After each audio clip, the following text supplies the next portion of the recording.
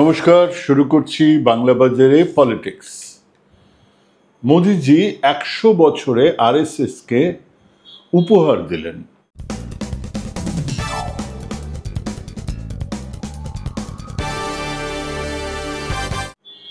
গান্ধী হত্যার সরাসরি অভিযোগ উঠেছিল আরএসএস এর বিরুদ্ধে। সাভারকারের সঙ্গে নাথুরাম গডসে বা নারায়ণ আপ্তের সম্পর্ক তো প্রমাণিত। এমনি এমনি তো এই দুই গান্ধী হত্যাকারী হত্যার 3-4 দিন আগে ওনার বাড়িতে যাননি। যাবার পরে এই দুজনকে সাভারকার আশীর্বাদ করেছিলেন যশস্বী ভব, সেটাও তো এমনি এমনি বলেননি।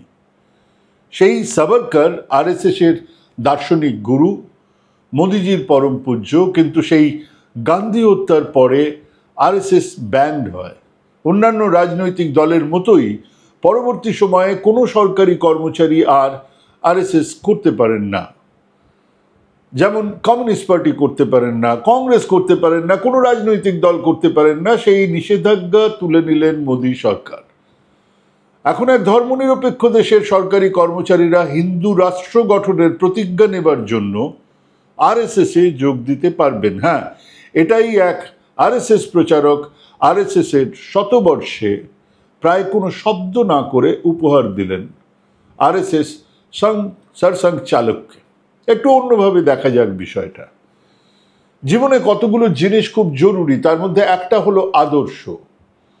যে কোনো মূল্যে আদর্শকে ধরে রাখবো, কোনো কিছুর বিনিময়ে আদর্শ থেকে সরে যাব না। ব্যক্তি কি সমষ্টি, একক কি যৌথ জীবনে এই আদর্শ এক রৈখিক নয়।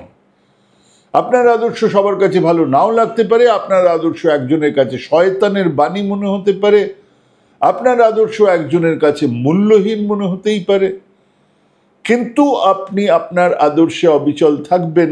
মরে গেলে মানুষ বলবে আপনি নিজের আদর্শ নিয়েই মরেছেন। এটাই প্রাক্কথন। 1925 সালে ভারতবর্ষে দুটো ঘটনা ঘটেছে। 27শে সেপ্টেম্বর 1925 কেশব বলিরাম ভেটগাওয়ার রাষ্ট্রীয় স্বয়ংসেবক সংঘ তৈরি করেছেন নাগপুরে। তার 3 মাস পরে 26শে ডিসেম্বর কানপুরে Muzaffar Ahmed, S B Ghate, M Singaravelu, K M Joglekar, Hasrat Mohani, Ayodhya Prasad এরা মিলে তৈরি করলেন কমিউনিস্ট পার্টি অফ ইন্ডিয়া।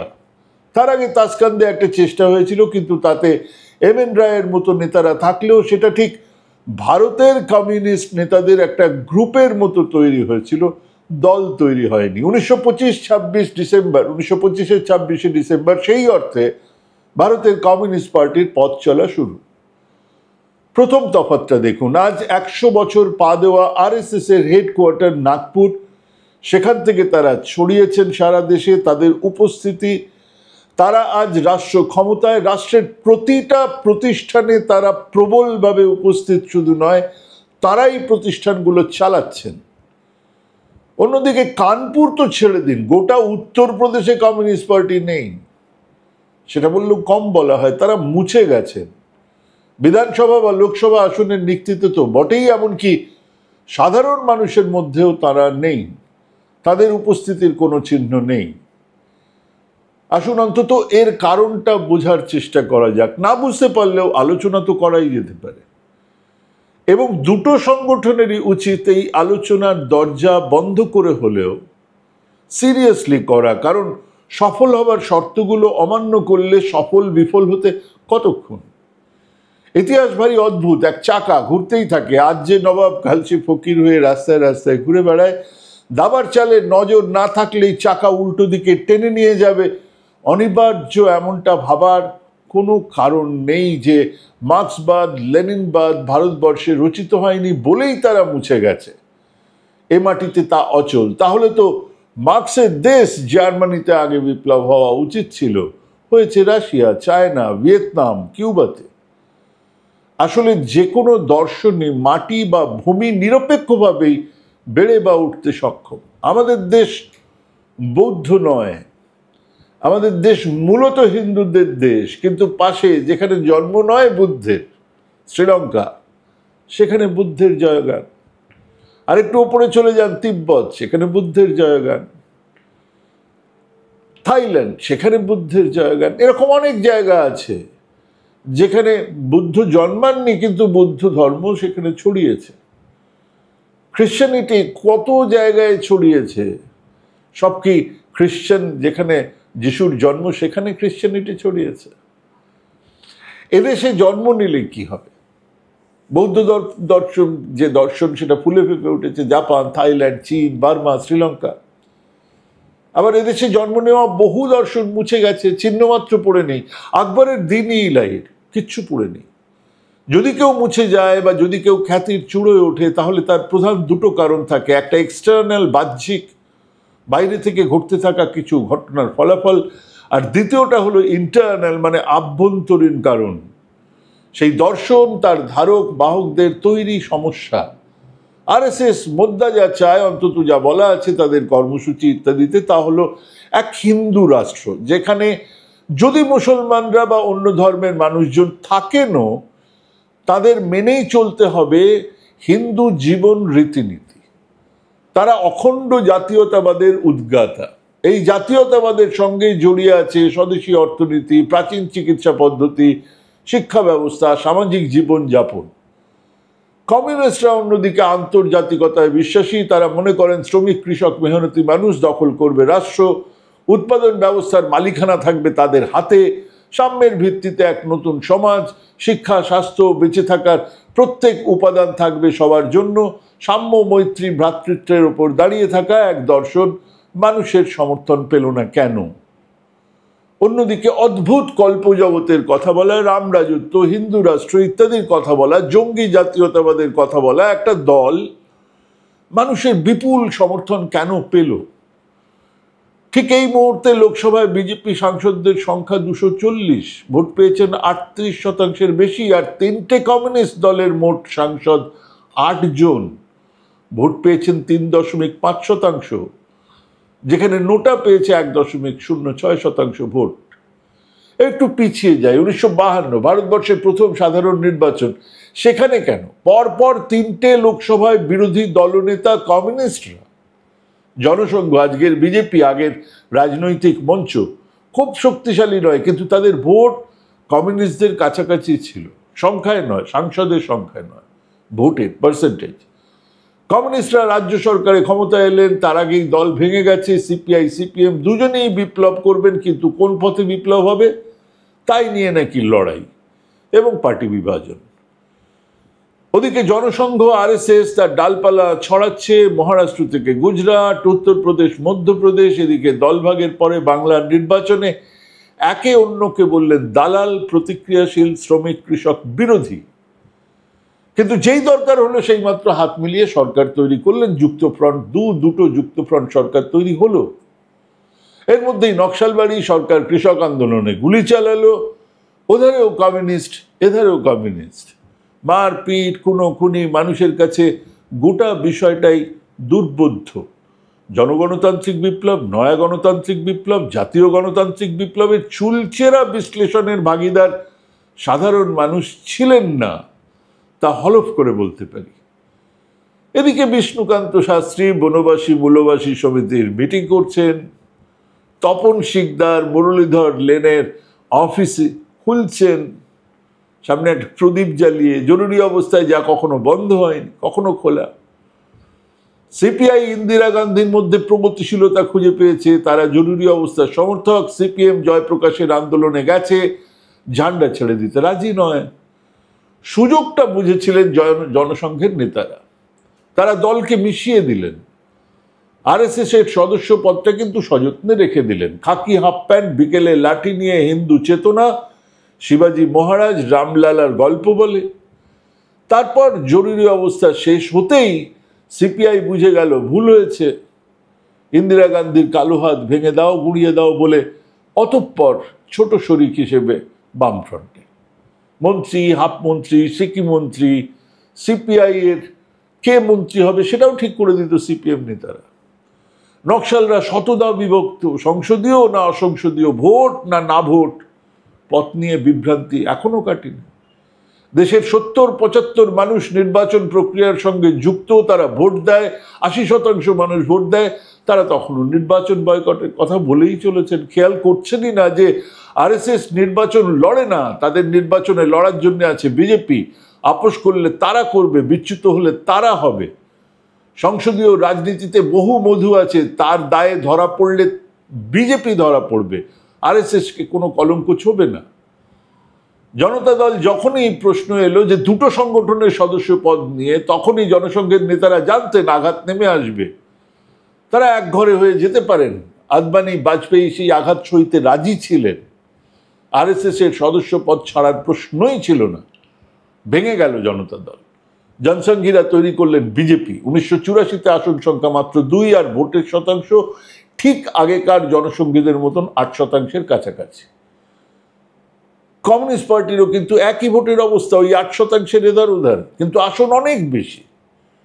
1984-তে দুটো কমিউনিস্ট পার্টি মিলে 28, এবং মনে রাখুন 1984-তেই মমতা বন্দ্যোপাধ্যায় যাদবপুরে সোমনাথ চ্যাটার্জিকে হারিয়ে সাংসদ। অবশ্য সে অন্য কথা। যেটা বলার তা হলো এই 8% কমিউনিস্টদের ভোট কিন্তু 3টে রাজ্য থেকেই, কেরালা, পশ্চিমবঙ্গ, ত্রিপুরা। আর বিজেপির 8% কিন্তু উত্তর ভারতের সমস্ত হিন্দিভাষী এলাকা থেকে, মহারাষ্ট্র, রাজস্থান, গুজরাট, উত্তরপ্রদেশ, মধ্যপ্রদেশ জুড়ে, হিমাচল, উত্তরাখণ্ড, তাদের সংগঠন বাড়ছে। কমিউনিস্টরা সারা দেশ জুড়েই ছিলেন, কমতে কমতে তখন 3 রাজ্যে এসে ঠেকেছেন। 89-এ বিজেপি 85, সেই বিখ্যাত দুটো ক্রাচে ভর করে সরকার, একদিকে সিপিএম সিপিআই বাম দল, অন্যদিকে আদবানি বাজপেয়ী। বিজেপি তার রাজনৈতিক চাল দিল, মন্ত্রিত্ব নয়, সরকারে থাকা নয়। তারা তাদের হিন্দু কার্ড নিয়ে রথযাত্রা শুরু করলো, সরকার পড়ে গেল। গোটা উত্তর ভারতে হিন্দুত্বের প্রশ্নে বিজেপি 1 নম্বরে। জাতীয় গণতান্ত্রিক বিপ্লব, জনগণতান্ত্রিক বিপ্লব খায় না মাথায় দেয়, তা সাধারণ মানুষের বোধের বহু ঊর্ধ্বে। সিপিএম সিপিআই পরিচালিত বামফ্রন্ট সরকারের স্লোগান, বামফ্রন্টকে চোখের মনির মতো রক্ষা করতে হবে, এবং ক্রমশ আর 5টা দলের মতোই শিল্পায়ন, উন্নয়ন নিয়ে মাথা গামাচ্ছেন। বিপ্লব নয়, সরকার টেকাতে হলে, টিকতে হলে চাকরি চাই, চাকরি দিতে হলে শিল্প চাই, শিল্প করতে হলে শিল্পপতিদের ডাকতে হবে, সেই শিল্পপতিদের যাদের কাছ থেকে তারা নাকি রাষ্ট্র ক্ষমতা দখল করবে। কি অদ্ভুত দ্বিচারিতা! সিপিএম এর পার্টির কর্মসূচিতে লেখা আছে শ্রমিক শ্রেণী রাষ্ট্র ক্ষমতা দখল করবে, কল কারখানা, শিল্প, পুঁজি, উৎপাদন যন্ত্রের দখল নেবে। এসব কথা গোপনে বলা আছে এমনও নয়। পুজোর সময় মানে দুর্গা পুজোর প্যান্ডেলে 3-4 টাকায় সে বই এখনো পাওয়া যায়। এদিকে পুঁজিপতিরা তাদের ডাকে শিল্প করতে আসছেন, এটা জেনেই যে ও বইতে যা লেখা আছে সেসব ফালতু কথা, কথার কথা। তার মানে কর্মসূচি মূল্যহীন। ওদিকে বাবরি মসজিদ, রামলালা মন্দিরের ওপর তৈরি সারা দেশ, সেখান থেকে ইট আসছে, লাখে লাখে মানুষ আসছে, গুলি খাচ্ছে। সরকার ভেঙে যাবে নিশ্চিত জেনেও সেদিন কল্যাণ সিং ইউপি পুলিশকে ঠায় দাঁড় করিয়ে রেখে বাবরি মসজিদ ভাঙতে সাহায্য করেছিলেন। চৌতারায় দাঁড়িয়ে আদবানি, যোশী, উমা ভারতীরা স্লোগান দিচ্ছিলেন।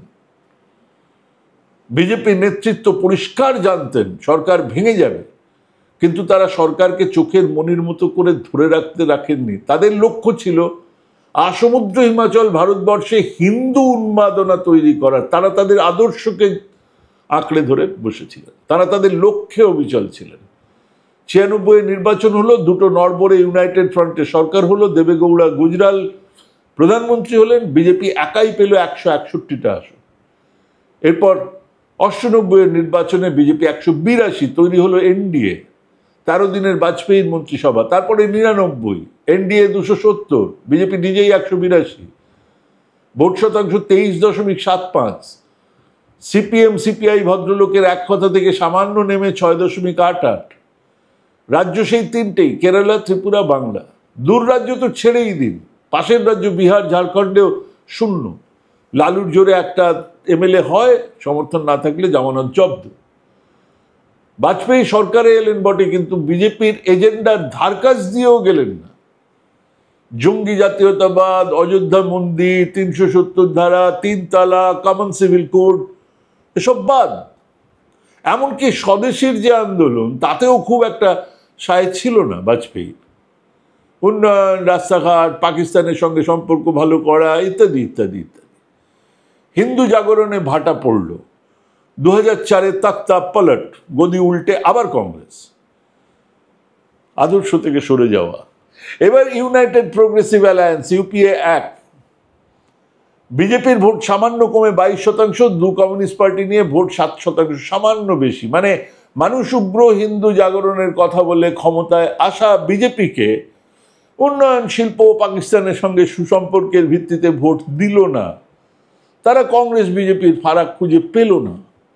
আর কমিউনিস্টরা তো সেই 3টে জায়গাতেই তারা সেটাকেই তাদের মুখ্য বলে মনে করেছে। বুদ্ধবাবু এলেন, আরো জোর এলো শিল্পায়নে, টাটার ন্যানো কমিউনিস্ট পার্টির ভোটের প্রচার হয়ে দাঁড়ালো। এর মধ্যে ইউপিএ 2 এসে গেছে, এবারও কান ঘেঁষে গদিতে কংগ্রেস। মানুষ ইতিমধ্যে গোধরা পরবর্তী দাঙ্গা থেকে হিন্দু জাগরণের নতুন মুখ খুঁজে পেয়েছে।